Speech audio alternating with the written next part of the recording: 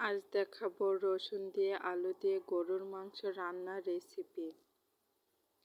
এটা কিন্তু খেতে দুর্দান্ত স্বাদ লাগে। আপনারা সবাই রান্না করে খেয়ে দেখবেন। আমি এখানে কিছু গরুর মাংস পিস পিস করে কেটে নিয়েছি এবং কিছু আলু কেটে নিয়েছি।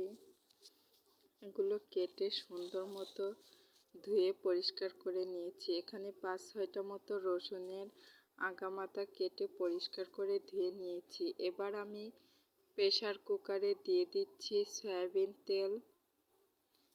তেলটা গরম হয়ে আসলে দিয়ে দিচ্ছি পেঁয়াজ কুচি। পেঁয়াজটা ব্রাউন কালার করে ভেজে নিব।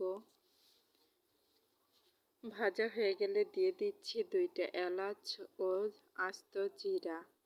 এবার একসাথে করে ঝাল বাটা, আদা বাটা, রসুন বাটা একসাথে দিয়ে দিলাম। দিয়ে মশলাগুলো ভালো করে কষিয়ে নিব। মশলাটা সুন্দর করে ভেজে ভেজে কষাবো যাতে কাঁচা গন্ধ না আসে। দিয়ে দিলাম মশলাতে সামান্য পানি আরও ভালোভাবে কষানোর জন্য। মশলাটা আমি কিছু সময় নিয়ে কষাবো।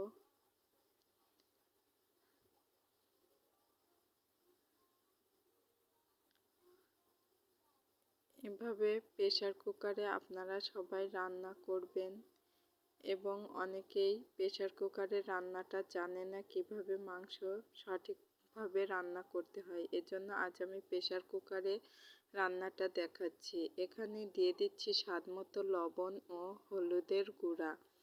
আমি হলুদের গুঁড়াটা মশলার সাথে দিয়ে ভেজে নিব। এবার যখন আমার মশলাটা কষানো শেষ পর্যায়ে তখন আমি আমার আস্ত রসুনগুলো দিয়ে দিচ্ছি। এবার আমি এক এক করে আমার কেটে রাখা মাংসগুলো দিয়ে দিলাম। এবার মাংসগুলো আমি ভালোভাবে সুন্দর করে কষিয়ে নিব। একটু নাড়াচাড়া করে মিক্সড করব যাতে মাংসের মধ্যে মশলাগুলো সুন্দর মতো যায়।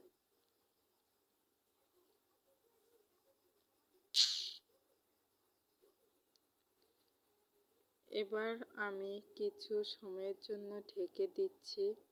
ঢাকনাটা উল্টে দেখব আমার মাংসটা কষানো কতটুকু হলো।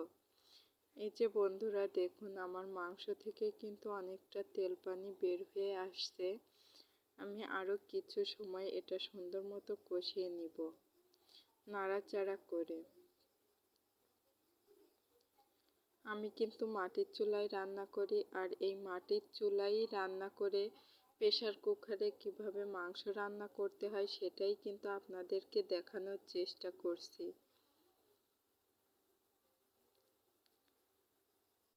যাদের বিভিন্ন রোগ ব্যাধি থাকে তারা অবশ্যই এভাবে রসুন দিয়ে গরুর মাংস রান্নার চেষ্টা করবেন, দেখবেন তাদের অনেক উপকার হবে। আর আমাদের স্বাস্থ্যের জন্য রসুন অনেক উপকারী। এর জন্য সবাই রসুনটা একটু বেশি বেশি খাবেন। এবার আমার মাংস কষানো শেষ হয়ে গেলে আমি মাংসতে দিয়ে দিলাম ঝোলের পানি।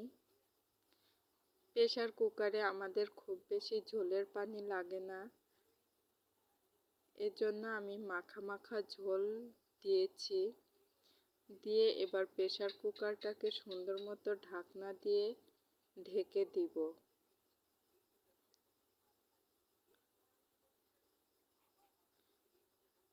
ঢেকে কিছুক্ষণ জাল দিব যাতে প্রেসার কুকারে শিস দিতে থাকে। যখন প্রেসার কুকারে 8 থেকে 10টা শিস দিবে তখন বুঝবো মাংসটা আমার প্রায় রান্না হয়ে গিয়েছে। আর শিস দেওয়া পর্যন্ত আমি 8টা-10টা শিস দেওয়া পর্যন্ত এভাবে জাল দিতে থাকবেন এবং অপেক্ষা করবেন। মিডিয়াম আঁচে জাল করব। আমার 10টা শিস দেওয়া হয়ে গেছে। এবার আমি প্রেসার কুকারটা চুলা থেকে নামিয়ে একটা খুন্তির সাহায্যে এভাবে শিশিটাকে একটু উঁচু করে রেখেছি যাতে সব হাওয়াটা বের হয়ে যায়, এক কথায় ভাপটা যাতে বের হয়ে যায়, না হলে এর ঢাকনাটা খুলবে না। দেখুন আমার সব ভাপ বের হয়ে গিয়েছে। এবার আমি ঢাকনাটা আপসেই খুলে ফেললাম। দেখুন আমার রসুন দিয়ে আলু দিয়ে গরুর মাংস প্রেসার কুকারে রান্না শেষ হয়ে গিয়েছে। এবার আমি ঢেলে নিচ্ছি। গরম গরম পরিবেশন করুন।